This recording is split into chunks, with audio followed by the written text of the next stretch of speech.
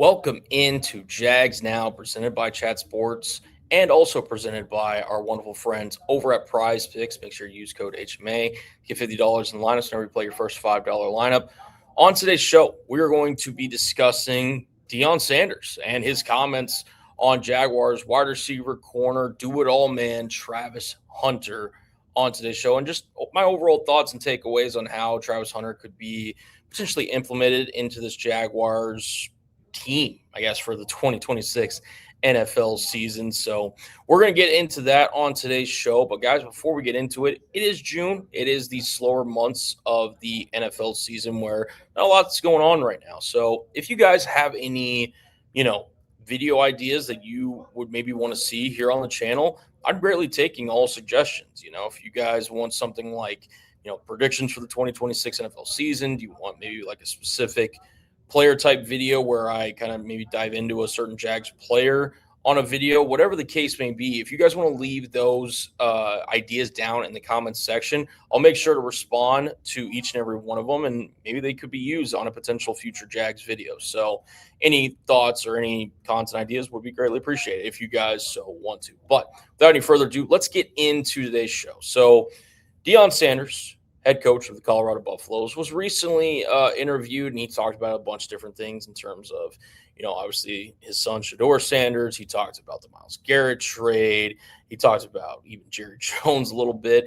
But one thing he also talked about recently was Travis Hunter and how he thinks that Travis Hunter should play both ways in 2026, similarly to how he played when he was at Colorado with the Buffaloes and also Jackson State as well. So we'll get into Prime's comments. We'll talk about what this means for Travis Hunter in just terms of, hey, this is kind of where the consensus, I think, is thinking around Travis Hunter. So here's what Deion had to say. So this is what Prime had to say. They're not going to ask me. I thank God you're asking me. The kid won the Heisman Trophy playing both sides of the ball. That's all I got to say. And this is a response to Travis Hunter. What does he think? The Jaguars should do with Hunter. And Hunter was really special for Colorado. His final season, he posted 96 catches for over 1,200 yards, 15 touchdowns, along with 4 interceptions as a defensive back en route to being a Heisman Trophy winner. And then Sanders also said this when asked if there was even a comparison to Travis Hunter.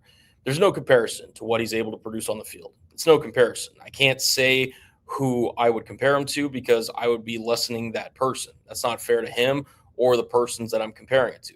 He's different, man. He also mentioned that he still gives Hunter advice as he navigates his NFL journey.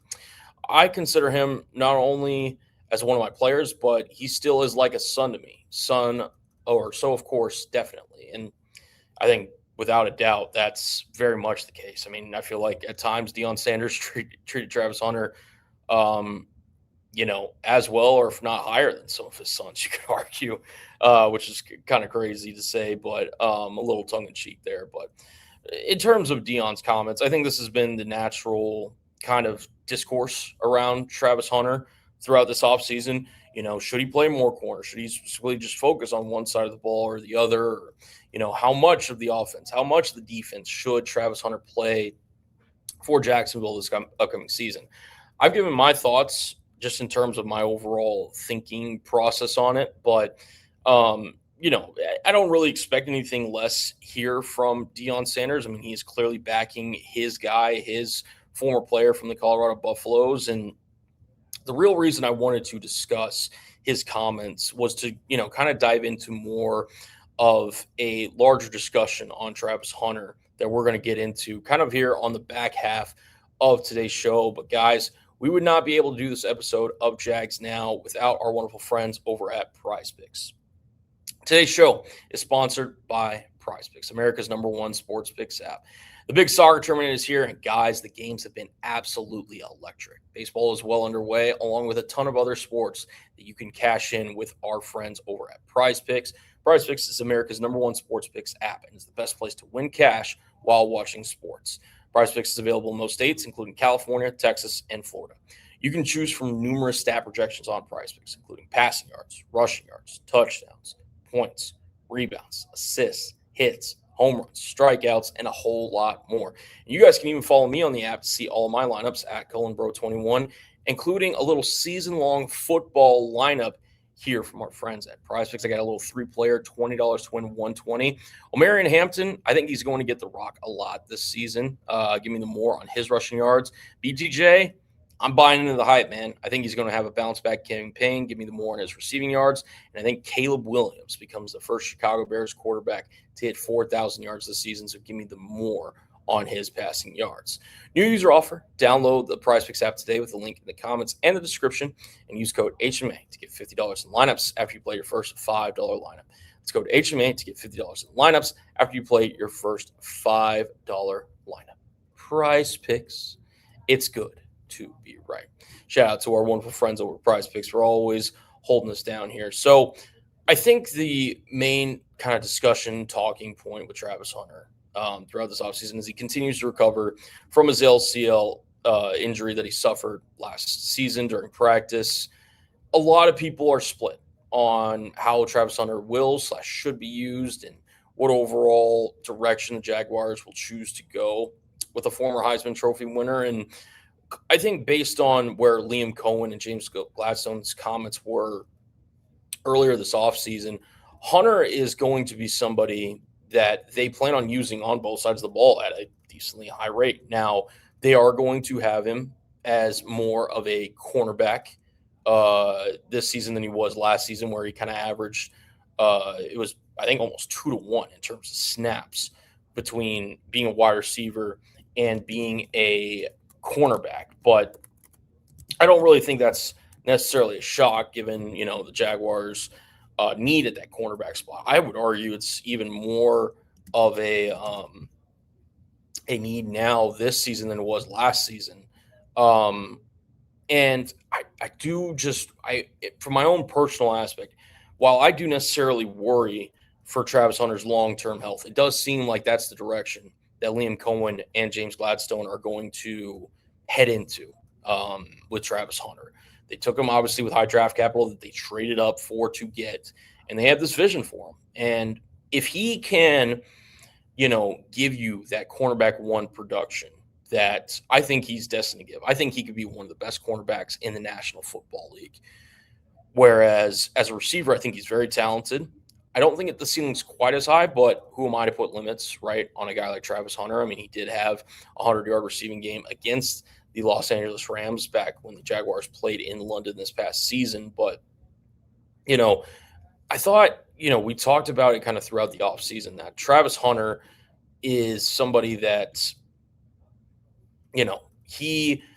while he has the talent, it's not always necessarily the smartest way to use that talent in terms of exuding him in all these different kind of directions, especially in the National Football League where there's just so much more wear and tear on your body compared to the collegiate game, just from the regiment that these guys have and just the overall caliber of athletes that you're going up against on a weekly basis. And while I respect Deion Sanders and I respect the Jaguars for going this direction in terms of, hey, we want you to be the best two-way athlete because we think you have that ability, I wonder how much that puts a strain and a wear and tear on your other aspects of your team, right? Because offensively, right, you have the receivers that can kind of step up and I think will step up if Travis Hunter's not necessarily out there more oftentimes than not on the offensive side of the ball. And Parker Washington, Brian Thomas Jr., Jacoby Myers, I think we all can agree with that. At corner, though, that's where things can get a little dicey. I don't want to use that word, but yes, you have solid depth, right? Behind him, you got Monteric Brown, who you resign. I think they feel comfortable as him as a starting corner. Jarian Jones, I think, can give you really good production. I don't want to bank on Jabbar Muhammad, right? He's a guy that's just kind of been a offseason darling so far. He hasn't given you any production on the field yet. It's outside of that, it's are you trusting Dane Jackson to kind of also step up if Travis Hunter, for a reason, can't go with the cornerback spot? There's just a lot of variables on the defensive side of the ball that I'm concerned with if Travis Hunter, for a reason, isn't on the field on the defensive side of the ball. And I trust Anthony Campanelli. I trust this Jaguars defensive coaching staff to be able to, kind of work their way around that. But I feel like you're just adding an extra variable. And again, knock on wood, I hope Travis Hunter, for his sake, his health is able to hold up the season and also, throughout his entire career. But you just got to worry. You got to wonder, okay, how far is too far when in terms of stretching this out from a Travis Hunter perspective? I know they're going to give it a go. I hope the best for him.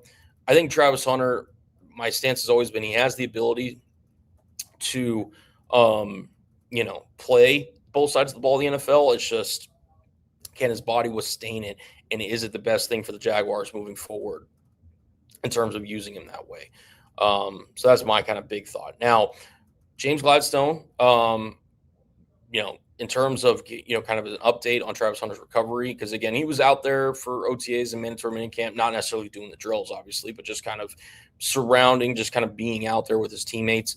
He said this back earlier in the offseason: for all intents and purposes, he'll be limited participating through the offseason program with eyes to return to play at a full tick in training camp. So that has not changed based on everything we've heard. So, when training camp kind of gets going here late July, so here in roughly about a month, we'll see kind of where Travis Hunter, A, how he looks physically, B, is he more with the offense? Is he more with the defense? Is it kind of split?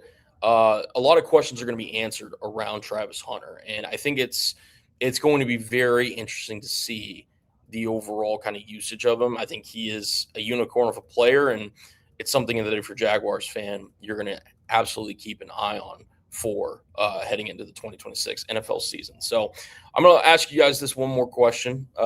If you are still chilling with us here, where do you think Travis Hunter plays a majority of his snaps next season? Do you think it's going to be offense? Do you think it's going to be defense? Let me know down in the comments section. And before we get out of here, guys, make sure you guys hit that subscribe button, turn on notifications, and like the video if you haven't already. We're trying to grow this community here at Jags Now for all things Jacksonville Jaguars. We've got you covered. And again, let me know those content ideas. Like I'm here willing to bring you guys content if you guys want something particular. So please let me know down in the comment section, and we are going to get out of here, guys. And until the next time, we will see you here at Jags Now.